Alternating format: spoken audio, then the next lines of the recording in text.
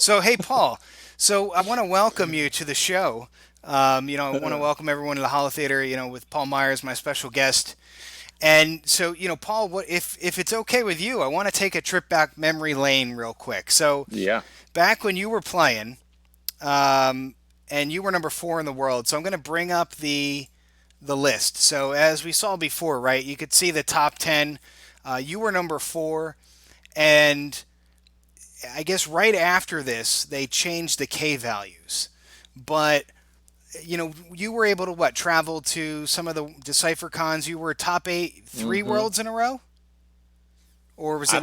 I don't even remember. I don't even know if I got any top eights, Oh, but I okay, know that I played from a lot in the 96, 97 ish. I was in, sixth grade, it's 12 years crazy. old. And Yeah. then I played up and through high school.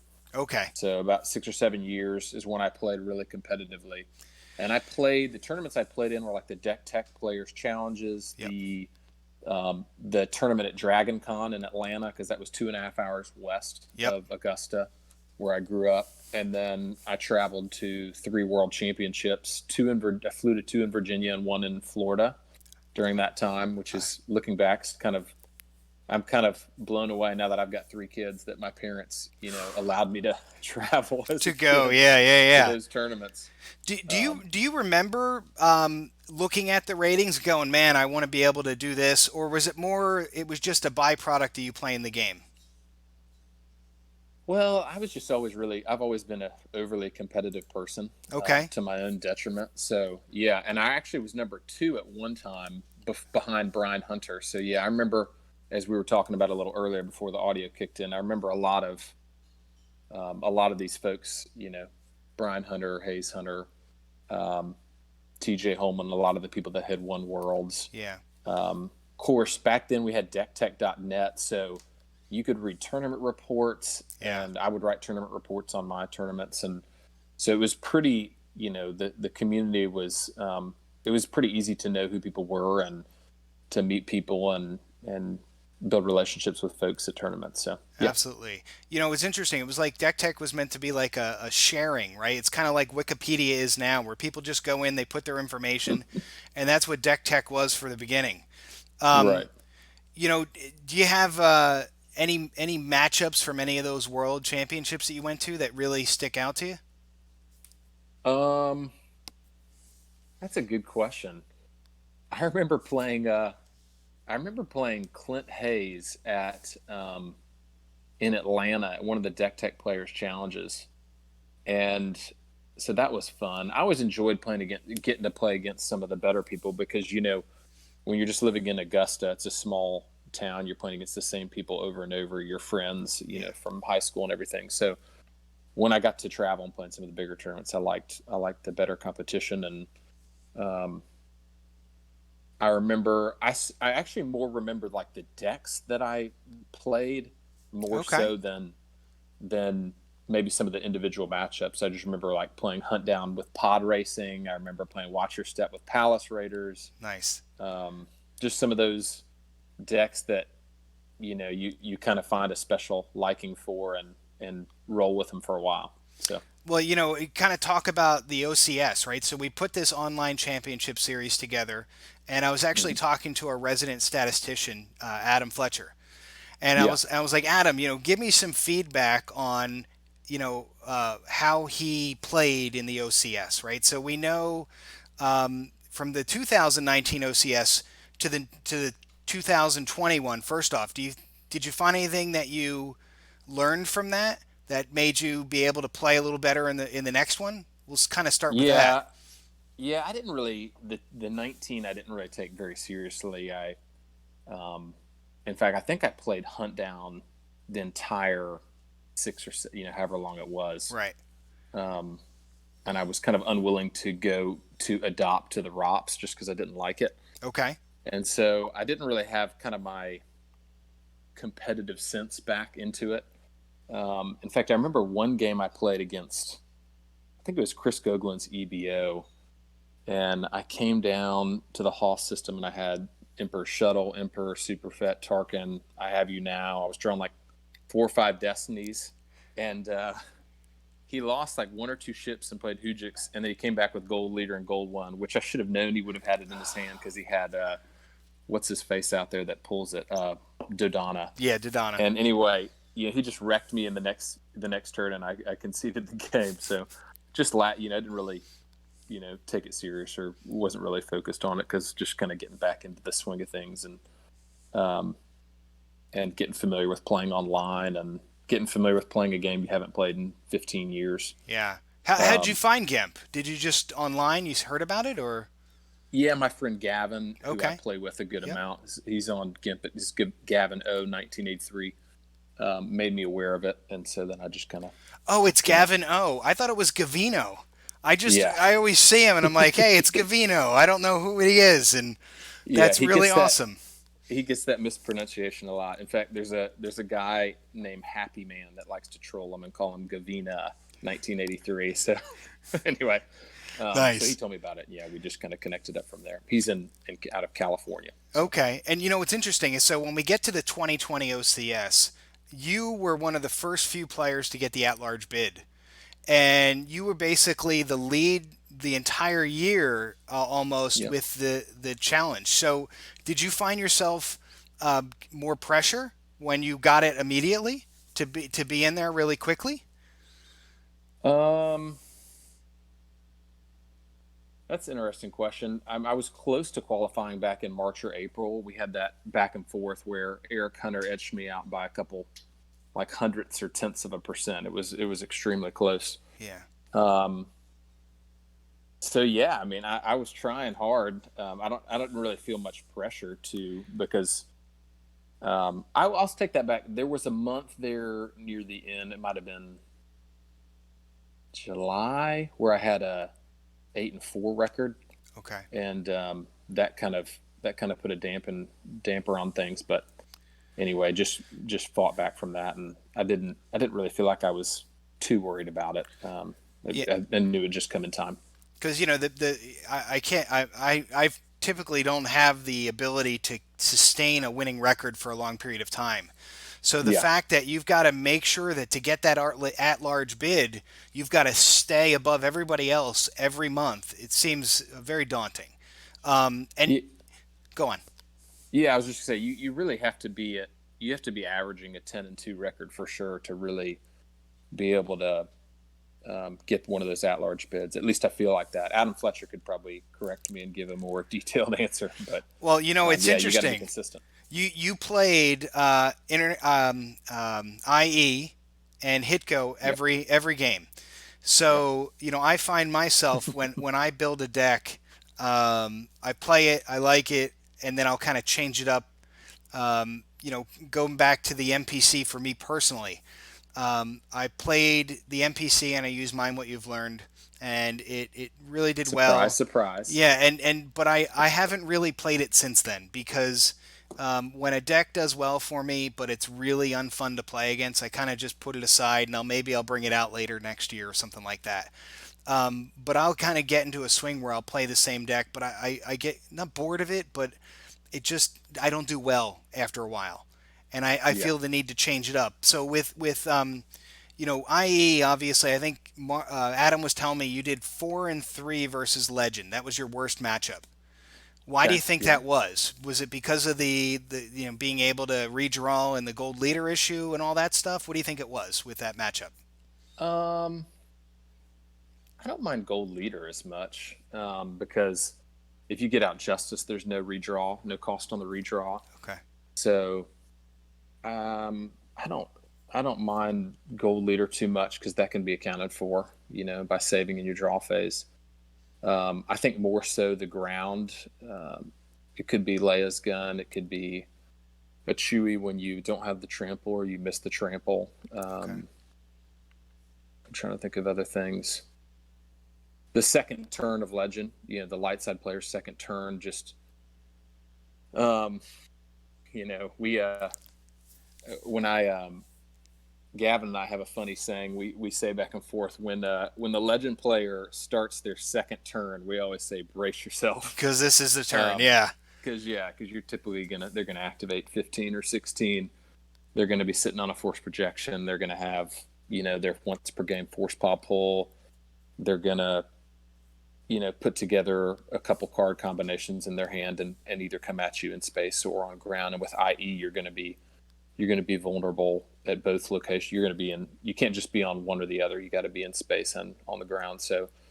Um, so yeah, that can be very very challenging. And um, Legend just it does a lot of good things. I think it's a really strong deck right now. You think about the drain +1 for 2 resistance characters, the retrieval with Rose. Those things can be challenging for IE. So yeah, Okay. Now with Hitco, what decks do you think that? And well, first off, with Legend, you still had a winning record, so that kind of shows. Even though that's a yeah, tough deck, you're still beating it. With Hitco, I what do you did. think were the toughest ones for that? Um, well, IE can be challenging for Hitco if Okay. they get set up properly. Um, Huntdown's okay. I mean, depends on what kind of Hitco you're playing. I mean, one of the things that made my Hitco unique through those times, and I played it with Structure Name High and Docking Bays, but I also played it with Must Be Allowed to Speak in the farm. So Okay. I feel that if you've got the farm and you've got the used pile pulls, when you're going against a deck like Huntdown is the matchup I'm thinking about. It can be in your favor if the battles are going down at the farm and you're getting used paw pulls and you're the one that's pulling the blaster deflections or the Satums or Skywalkers or whatever you may need to kind of put together your arsenal for the ground. That can actually be a favorable matchup for Hitco. Whereas the hunt down player, like in Justin's match today against Bastion, the activation is it's hit or miss sometimes. Yeah. You may not get any of your 3 Twixes or your Emperor in your opening hand. So I'm trying to think of what else gave challenges for my Hitco. I mean, I'm sure we'll talk about it later, but Eric Hunter's deck, Dark Side deck, was well conceived, Yeah. and the combinations of Image of the Dark Lord and Dark Waters and TTO, I guess, if you don't have Relatively Unprotected. Yep. Um, so yeah, there's some challenges out there. Now with the online championship series, right? So you basically what you did is you come through, you make the top 16, you get to do your the predictions on who's going to be, or not really the predictions, the draft, and so Yeah. you go on and Nick was I guess the 16 seed in a sense because of the draft. Did you ever feel at risk when you played him? I mean, obviously he's a good player. We're not going to go into that. We know everybody in the top 16 is a good player. But did you Right. find yourself in that matchup? Was it were you well prepared for it, you think? Well, listen, let's just talk about this first. I wanted Brian Fred. I mean, I've got regrets this day. I should have taken B Fred. Let's be Okay. honest. B Fred's wishing I had taken him right now. Yep, yep, I remember that. But yeah, no, I mean, Aeneas 23, I think his name's Nick, Yeah. is a great player. I was very worried. He had a CCT, and it just so happened that I was turn 2 or 3 where I activated up and spent on, I think it was Luke, to get Lando and Lando to get Hear Me Baby. So when he played Hidden Weapons, You could I cancel had it. the counter. But that's a very tenuous situation. I mean, if I hadn't gotten to that Hear Me Baby and he pulls off the Hidden Weapons, then Jedi Luke is gone, and I mean that entire matchup could just revolve around the destiny drawn for Hidden Weapons. So yeah, I didn't take that matchup lightly. It because I've lost to Joker King. I think his name is Chris Hull, Yep. many times with an inopportune Hidden Weapons, or it doesn't even have to be that. Um, it could just be a super fet. It could be a super fet where you don't have a P scan or a barrier, and man, you don't have a rebel leadership or something, and they just come in and catch you off guard.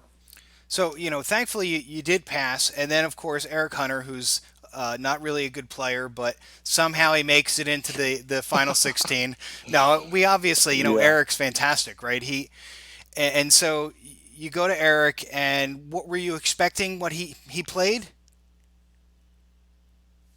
Um, so I guess I should take that side by side. Yeah, For the light side, it was Eric hasn't played a lot, you know. I mean, he right. played the first couple months of OCS, and then he played the indoor Grand Prix at the beginning of the year. But beyond that, he just hasn't played a lot. So Yeah. it's very difficult to put him on anything for either side. But certainly the light side, you have to be thinking about EBO in the back of your mind. But I had the Search and Destroy was kind of a one card tech choice I decided to include. Um, it ended up not really helping me in the matchup against Legend. I mean, I actually ended up deploying it, which is kind of odd, but I felt that it was a good decision at the time. So, EBO, but uh, on the dark side, I mean, I don't know what anyone could have put him on, Yeah. but I will give him kudos because I feel like the Legend deck he had designed, what I think was really um, is well conceived, and um, it kind of had a lot of the things that would have succeeded well against like an IE if I had played IE. Yep. And then, in regards to his dark side, I mean, there's no way you could have. I had a list of like potential decks, when Okay. you're doing your matrix of what you might expect, and I had a Bespin CRV on there, but Okay. it was only one of 10 things. So I mean, he I think he made a great choice in that deck type. So that with Connor, I was in Endor actually talking to Connor, and one of the nice things about Connor is he's a newer player. So where you or I might have a deck idea and think, oh, I played that, or I saw Alex Tennant play it in Dark Surgeon or whatever, and we come up and we get these ideas. He's completely new, right? So he doesn't have the history, but he's creative in the new stuff that maybe you or I are closed off of because we can't think of it that way. That's So, right. you know, when are you guys going to play? Did you play yet? No, you didn't play yet. We have not. No, we're probably going to play. I think it's looking like maybe a game on Friday afternoon, Okay. and then a game on maybe Saturday evening. So Yeah, we'll publicize those through the channels whenever we get it locked down. and I'm not gonna, we're not gonna go into matchups or everything because it's kind of a guessing game at this point. But do you feel confident at least? I mean, you've got some confidence, I would assume. Well, yeah. I mean, Connor's a great player, Yep. and he's been playing really well. He played great in the OCS. Um, I mean, but even more than that, he's just a great guy. I've enjoyed some exchanging some Marco Polos with him and Yeah. building a friendship with him. So I really think a lot of him as both not just a player but as a person. Yeah. And so yeah, I mean, I'm looking forward to playing him. I think a lot of people would probably expect him to advance. I'm taking the underdog role Yeah, there early you go. on. Yeah, yeah, yeah, yeah. Why not, right? um, It's like the Giants the and the undefeated Patriots. I just love going out and looking at that bracket because four people picked him, four people picked Eric in the finals. The only person that picked me, this is a props. I'm gonna give him some props. Is Adam Fletcher. He picked me to make the top four, so I gotta give him a shout out for Nice. believing a little bit. Just a Um, little, right? At least just a somebody little. did.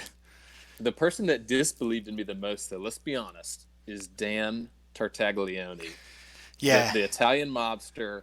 I was hoping I could confront him live tonight, but he, yeah, Not he this was time. I definitely. think Dan was afraid. Dan was like, "Listen, I think Dan wants me to go over two things with you. Um, one is Brian Fred, which we'll go over in a minute, and the other is, how he doesn't. He's scared of you. Oh gosh, No, no, he's not. But I think you're right. I mean, when I look at the MPC, for example, or any of the brackets, traditionally, no one has me winning anything, and I'll win a game or two, and that's about as far as I've gone. yep, Um, and it's frustrating, right? I think the best tournament I ever had was in 2001, so it's been a while.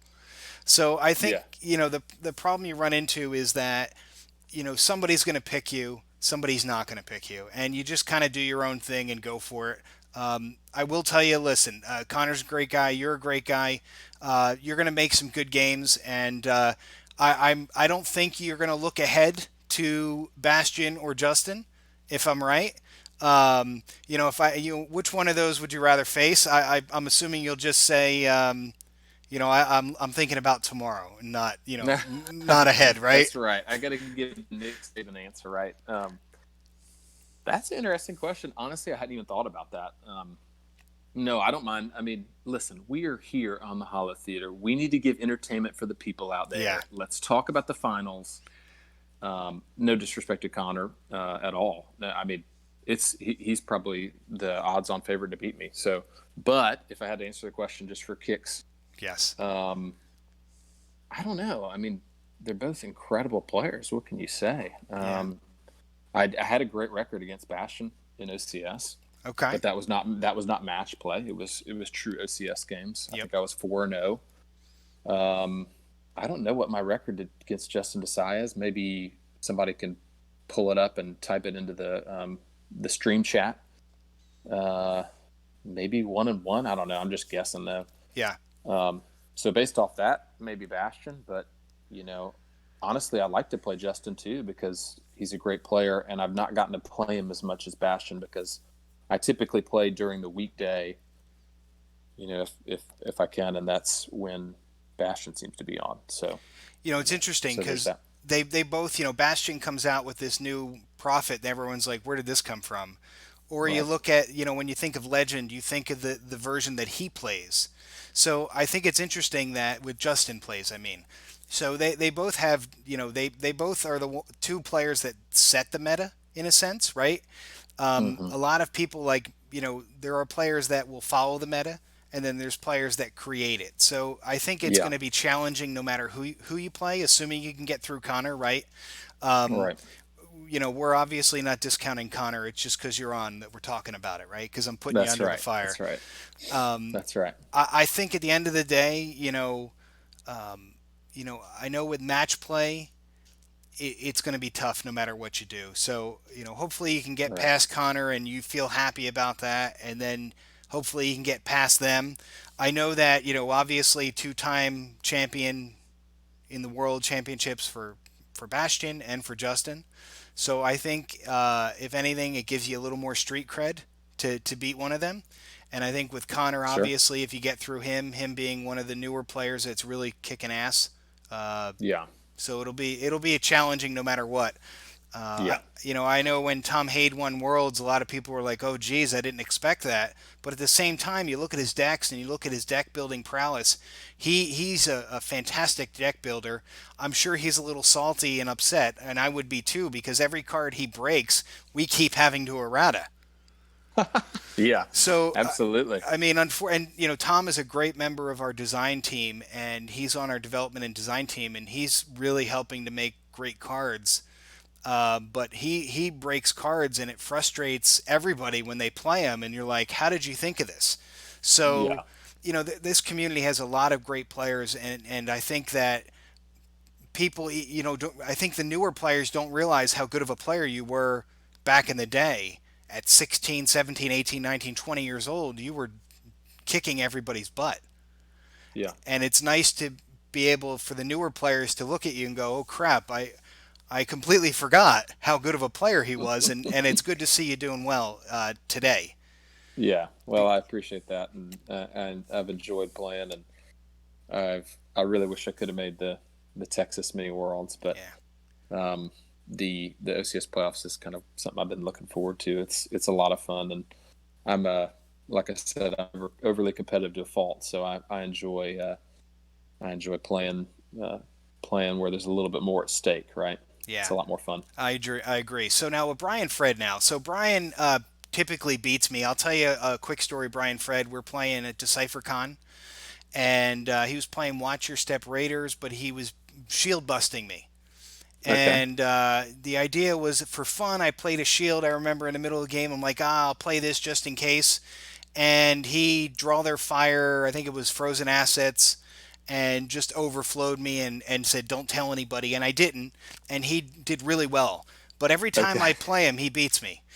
We played in Endor. He beat me on the Okay. stream. So what's the story with Brian, Fred, and you? Huh? Give me some feedback here. Wow. Well, geez, man. He mentioned, yeah, when he was on, he mentioned something about stalling at Worlds way back in the day. I don't really remember that, but that's not a denial. I probably did do it. Okay. Um, so I know I like to have a little, Star Wars can be a little dull sometimes, Yeah. especially when we were stuck before the errata set with that same meta for 6 months. Yep. You got to liven things up a little bit. You I got to throw I in it. You got agree. to throw in a little interesting game titles here and there. Yes. And I pride myself on the uniqueness of my game titles. So I like to pick fun at Brian, Fred, or whoever I'm playing Yeah. with my game titles. Um, what else? I'm trying to think. He called me out, asked me to pick him. I didn't pick him, Yeah. but then he called out Connor, and Connor did pick him, and I think and then beat him. Um, So yeah, but there's If you beat Connor, then it's just like you beat Brian all over again. yeah. I think Brian is there was back. It was back in 2015 Illinois State Championships. My friend Gavin shows up with Watto speeder bikes and beat Brian Fred. True story. True story.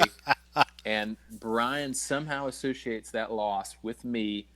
He's upset about it. He's taken it out on me. So listen, I mean, I just think Brian's got to get over that loss. I agree. You know what? Hey, there's nothing wrong with that. So, Yeah. I think at the end of the day, it's good to have some competitiveness. I like to have fun with Chris Kelly and kind of call him out whenever I can, but really he beats me every time we play. Yeah.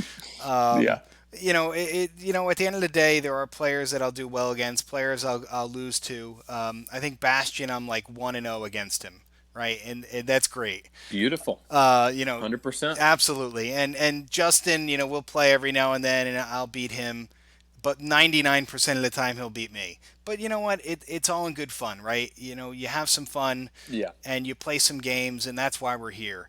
I guess one of the things is some players are notoriously slow.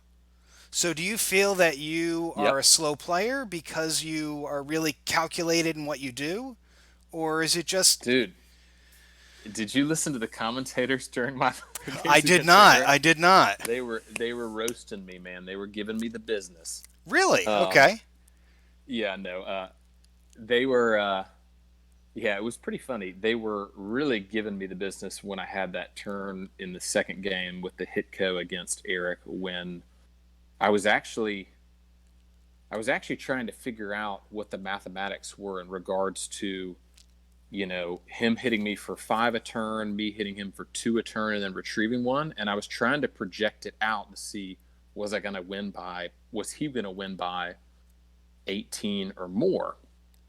And so they were criticizing me on that because I would calculate it out and then I realized, oh, I didn't factor in Walkling, or oh, I didn't factor in something special planned for them. Yeah. And then his Voyeur combo that he did with that. So I'm sitting there trying to figure that out, and then I would listen to the commentary. They were really roasting me, and I was like, "Man, guys, I'm just trying to figure out: do I How to need to do try and this? draw up? Do I need to try and draw up and preemptively end the game and take my shot there, or do I need to, what's the mathematics going to lead to? Is it going to lead to me, winning, not losing by more than 17? So, but yeah, they really gave me the business on that. But yeah, I'm definitely.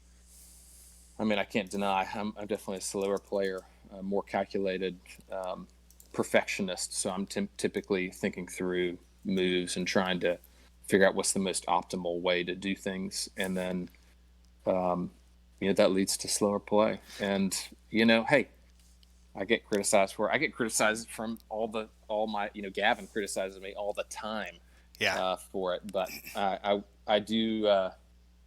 I do acknowledge it, but I also defend it because I feel that time is an asset, right? And the more careful you play, the less mistakes you'll make, right? And if Yeah. you take your time, you're not gonna um, make mistakes. So, yeah, I'm kind of the exact opposite, which I sure, play extremely quick. And um, but I did find myself at the MPC, which was something I was trying to take serious. I was taking a lot of time. So I guess, I make more mistakes though. yeah, And I think that's the problem is you need to find a balance. And if it is hmm, important, you should be able to take your time. And there's a reason GEMP has a timer. So it's okay to take more time. It doesn't matter if you have 20 right, minutes left or 20 seconds. If you win the right, game, you win the game.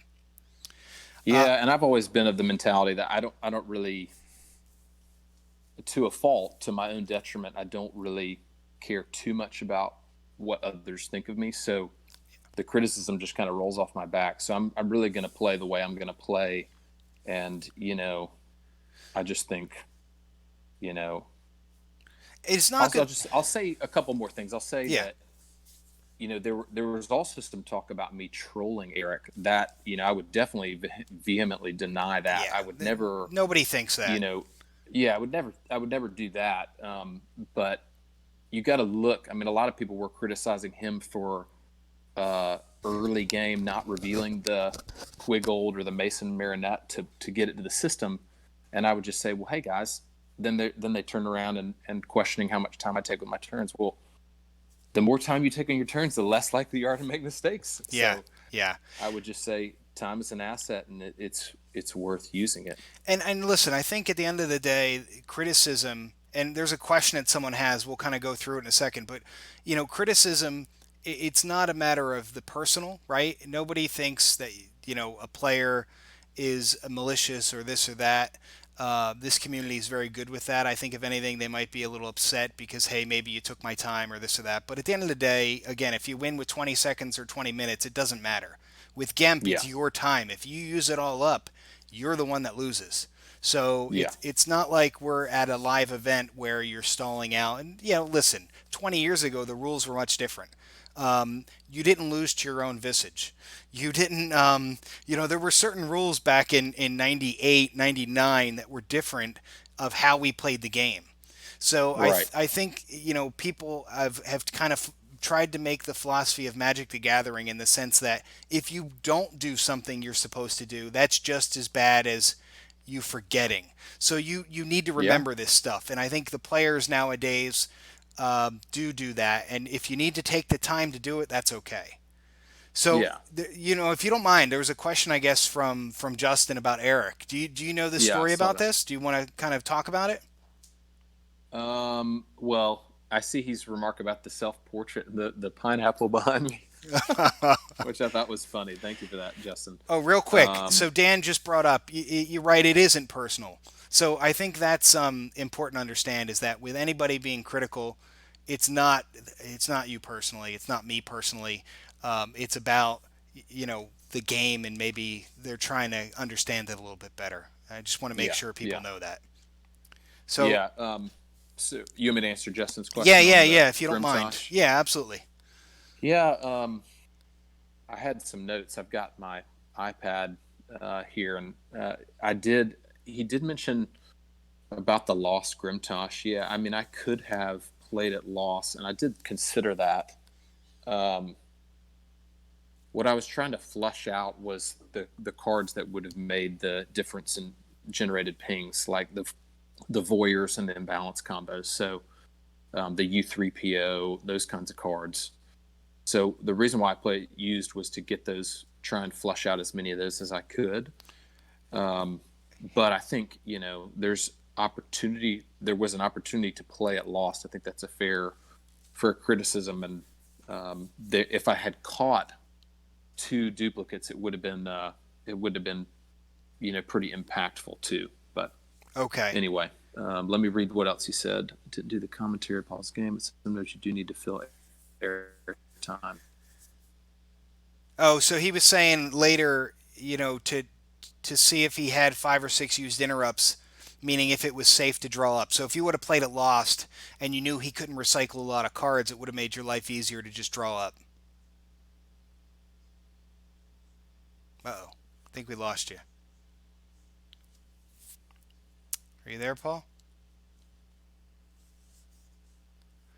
All right, guys. I think Paul got disconnected here. Let me see. Paul, you're either really good at being very still. I think you're coming back on now. Okay. Hey, guys. Thanks for being here tonight, by the way. Hey, Paul. So I think what it was is that late game, I guess the concern was that the commentary was wondering, hey, if you would have Grimtosh lost him, seen that he didn't have any used interrupts, you would have been able to draw up earlier. That's I guess that's an interesting way to look at it too, right? Yeah, yeah, that's a great point. I can't say I really thought about that. If I had used the four force for the lost Grimtosh, I would have had to do it on his draw phase. Yeah. The timing would have been really tough because I would have had to do it as he was drawing like his last card or two Yep. to make sure he didn't have the user. Then I would have had to activate all and draw up on my turn. So, um, Right, because he could have stopped drawing and you could have passed, and then all of a sudden he's like, I'm done. And then now that's you're right. in your activation That's phase. right. So it's kind of a mind game in the sense that you got to be careful because what if he doesn't draw up too many cards and you're waiting for him to draw his last card and then all of a sudden it's your start of your turn, it's too late at that point. Because now you're going to use four in the start of Right. your turn, and now he's got four cards in the use pile, and drawing up won't matter. Yeah. Um, I'm just reading what he said. Yeah. To get like two force wasn't done. Yeah. Um, I don't. I only had the Grimtosh in my hand at one time during the game. I think. Um, Okay. I guess the long story short to answer Justin's question is I didn't want to take the risk that there wouldn't be any duplicates in there, and Okay. there was no guarantee for me to assure myself that he would have two duplicates. I was getting reserve deck verifications throughout that game and making note of what he might have duplicates of, but the problem is a lot of the cards that he may have had duplicate. He's not going to have any duplicate characters or ships. It would have only been interrupts. And I did see two imbalance combos. I saw two Tarkin's orders, but he topped one on my first drain. Um, I'm trying to think. I don't remember if he had Imperial Command. So, but it's hard to catch used interrupts on a Grimtosh because he can cycle them, and Yeah. I had Yeah. to use my grabber for them balance combos. So Yeah. I think it when you was grab just one of it was kind of just a higher level question, right? These are things that yeah, the normal a top player is going to think about, like you and Justin, and these are kind of things that I would never think of. And so it's good for the players to think about it. I remember I was playing a game. yeah, I was playing a game against the hidden base lock, hmm, and I realized that I could have made it so my last card was Force Lightning, okay, and then take it into hand with the Emperor that was on the table. But at the yeah, time, I didn't realize until the game was over and I lost by whatever that if I could have maybe worked it out and drawn up lose all my cards that way. And these are advanced concepts that people are telling me after the game, and it's like right. until it happens to you, sometimes you just don't know. You're totally right. And you know to you know to exacerbate that point, the game before when I deployed the Executor Bespin with my Watto against his Legend, I could have moved Vader to Vader's castle a turn earlier, which would have saved me at least 3 points of damage, two from the drain, one from the BB-8 ping, Yeah. and um, and then I could have gotten to Maz's antechamber a turn earlier. So yeah, I mean things just don't naturally occur. To my mind too. I'm guilty of just the same thing, like picking up General Grievous. I mean, I don't know. I maybe have never done that in a game before till that game. Yeah. So Nice. I honestly think that might have been the first time I ever did that in a game. I literally had to read his game text, it live in the game. Just I was like, doesn't he do that? So anyway, um, And honestly, the only reason I may have read his game text is because Gimp was prompting me to steal a lightsaber, even though I'd already stolen one. And so I may have just clicked on his game text And just to saw see, and what then it I said. realized, oh, I could pick him up and put him with Vader at the antechamber. And so yeah, I mean, I make a lot of mistakes too. Justin caught several of my mistakes. Yeah. Well, I He had look some at good little comments. I There was still one point in go on. which he Yeah. was like, he noticed that I could have played the aim high shield in the second game, although Eric only had 1 point of retrieval. Um, It could have my helped. mind in that game was all focused on when is he going to come out with Voyeur and how am I going to deal with both Voyeur and imbalance combo because I only had one grabber at my disposal. Okay. So that game, I was spending my time thinking about how I could ensure that my used pile did not have interrupts in it. So I was using my objective in my draw phase to retrieve characters, and I was using Smart. like my father before me to put back characters and cycle characters around because I didn't know. Turns out he didn't get to the voyeur till the very end. But talk about a high level play to Yeah. Eric's credit. I mean, the way he put back something special planned for them, which had Rescue in the Clouds on it, and then he pinged me with the voyeur off the Rescue in the Clouds and went back in my use pile. So I thought that was really creative. I've never seen that done before, so kudos to him on that. And it meant all the mental toil I had been doing to ensure that my used pile and life force as a whole only had characters in it was negated. So That's a um, smart play, though. A lot of people wouldn't think about putting the non-red cards back because of mm-hmm. that. So listen, again, there's a reason why you're a good player, and there's a reason Yep, why Sean Connery just died. And what was the quote in The Rock? I want to go home and well, we won't say that quote here. You can Google it. But winners go home and have some reward at home, right? Losers they just yeah, complain. So that's the thing is when you do well, when you're a good player, when you're able to make these card plays, other people look at that and go, "Oh, I didn't think of that. That's amazing." yeah, So it's a good thing. yeah. Well, listen, Especially when you're playing against like Bastion. I mean, he's great at coming up with things that are unconventional. Like in his game today against Justin, it was the very end of the game, and um, he played a Odin Nestler to move Ayla Secura and a Baragwin from the farm across to the antechamber, and then met up with Solo from there. It was a move that it was just kind of interesting. I wouldn't have anticipated it, and so yeah, it's just I think Bastion's excellent at that stuff too. yeah. So Well, listen, uh, I just really appreciate you spending a few minutes with me today. I don't want to yeah, keep you on. I do appreciate this. I know a lot of people really enjoyed it. I know Justin was saying that he's your prediction to win the OCS. So I guess that means that if you do make it to the finals, he's just gonna lay it down and say, you know what, you take it. that's right. Yeah, And Justin, listen, we appreciate that, man. We appreciate you being willing to lay down your opportunity. I mean, listen, he's it's in gone on writing. record and He's he got it right said here. Justin's gone on record. He said he doesn't care about the OCS. All he cares about is worlds. So, yes, if I am fortunate enough to advance, Justin, I expect you to be a complete laydown. Don't give the fans anything that they want to see. Just lay it Yeah. down, bust out, rescue the princess in particular. I Rescue the princess is the light side I want to see. And then, Scott, you thought I was going to say mind what you've learned, didn't you? Yeah. Rescue the Princess would be a real challenge. I'd like to. I've seen some of those decks lately. People are playing them. It's scary. I know it's coming back. But yeah, anyway, yeah, he's a great player. I would love to play against him. I don't. I've gotten to play against him some just in open casual, but not in OCS at large. So he'd be a fun one to meet for me to meet Absolutely. up with. And listen, hopefully, when all this gets a little safer to travel, it'd be nice for all of us to be able to catch up, play some games in Yeah, person. That will be something we're looking forward to.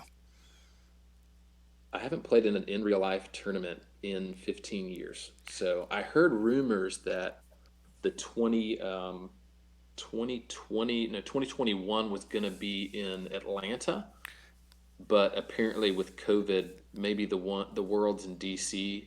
Worlds is going to be in DC next year Yes. instead of it being there this year. Is that right? Yes. Yes. Yeah. So it might be the fall of 2022 um, before we can make that happen. But anyway, We'll see what we can. yeah, I need to get up to Atlanta. Honestly, there's a lot of guys, Mike Kessling and others that play up there that I probably should connect with. Absolutely. Well, listen, I really do appreciate you spending some time with me. I had a lot of fun. I'm glad we could kind of talk and really get some good information from you. But hopefully we can Absolutely, do this again. absolutely. I hope to see your mind what you have learned in OCS in February, game one, you versus me. Yeah. And is it okay if I play IE? I Well, mean, here's the problem. I played it in game. I did play Mine We've Learned in Texas, and looking back, I could have beaten IE. I had the God draw, tell me and about that. basically I had the Rat Canceller. I had Rose Rey and Nestle. and Jedi Luke and Ahsoka. So I was able to go down with Rey and everybody get the used card stuff. He couldn't react with any of the ATSTs, and that Okay. really it did well. That's what you need against that matchup. It's like a one in a thousand chance of getting it. Right. So Right. I was able to get it, but that's the problem is what are the odds of that happening every time? Yeah. Yeah. It's hard.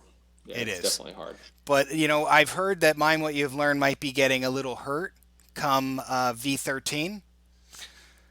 I hope that's not the case. I mean, can you beat a dog while it's down? I mean, that's Other than, I mean, literally, I remember when uh, we put together, I think it was Ryan or Matt Lutz that put together the kind of the Mind What You've Learned meta deck building thing, and it was like, IE, you can't beat it. There's no way to beat it. It's literally a one in a yeah. thousand chance. So, but there are other decks. Yeah. It's not fun to play against, and Right. we'll see. We'll see what happens to it. But I am going to break it out again at a big event. Maybe Worlds. We'll see where we go with that. Okay. Do you remember when you and I got to play against each other in August OCS with your Mind What You've Learned versus my IE? Do you It remember didn't that go game? well. Yeah, you destroyed me, if I remember correctly. I can go cry about it, but yes, that's the problem. It just is devastating. There's nothing you can do. Yeah. It's that tattooing occupation, man. It's just something about it. It Well, just it's like turn it one, you can drag just on you. at turn one you put everything out, and you get the Right. occupation. There's just nothing you can do. So Yeah. that's all I right. remember when I remember when I was, I don't remember when this was, March, April, whenever they came out with the set that, actually, I think it was Justin who designed the Moff Gideon card. Yeah. And I remember reading that card and I was just thinking, man, this is going to be good for IE. Yeah, absolutely. Getting that Sure enough. trooper, and it was. Yeah. So real Yep. quick, Yep. last question. Justin wants to know if you did consider IE versus Eric at all. Um, okay. Yeah, I see his question. Um, Oh uh, well, we don't have to talk about it because you might change no, your. no, You're okay. I'm Okay. happy to. Okay. The answer is simply not really. Um, Okay. there are so the way I look at trying to think of the right way to say this. The way I look at things is there's certain decks that can be easily teched against. There's certain decks that have bullet cards that are easy inclusions that make that matchup significantly more advantageous. So Yeah, that makes sense. IE's just kind of one of those things where if well, you already mentioned my record against Legends is Yeah. was not stellar. So you think about that, and you just think about post errata set. You think that I would at least think most would agree that both Throne Room and No Idea have taken a step down, and then Legend has kind of maintained Right. its place. So it by maintaining its place, it kind of became the top tier deck. It was already more of a challenging deck for IE. So I mean, you start throwing all those things, and then you start thinking about the bullet cards that deal with occupation. Yeah. And I just think if someone can put you on that, then it's not good. So Yeah, and especially if they put TTO as a deck that someone might play too. Now you're playing a counter card that helps against both decks. Yeah, Yeah, yeah, absolutely. Because and it can stop reacts. yeah, TTO is being played again, and then you've got the anti Doctor E card, which helps with the reacts, and so now all of a sudden, all these cards that are legend are playing or metaing, it will hurt IE just as much as anything else. So, yeah, makes sense. Yeah, Well, yeah. Hopefully that answers his question. yeah, he likes your You Watto said I deck didn't. though. Just okay. Yeah, yeah. I don't. I guess go back to one of your first questions about the difference between last year and this year. Is Yeah, I've taken at Gavin's encouragement. I'm really so competitive. I don't pride myself in any deck creativity. But I feel like if you're wanting to get to the next stages, you have to dig deep into the recesses of your mind to come up with creative concepts. And these days, it's not the objective; it's more so the starting effect combinations. And so I will say one of the things that I feel like has made a difference for me this year is playing off-brand stuff that is less anticipated in the general meta. I mean, if you look at what I've played, just even as you mentioned, IE and Hitco, they're in the extreme minority yep. if you were to look at Adam Fletcher's stats. And even those decks, I would make a claim that I play them differently than most people that play them.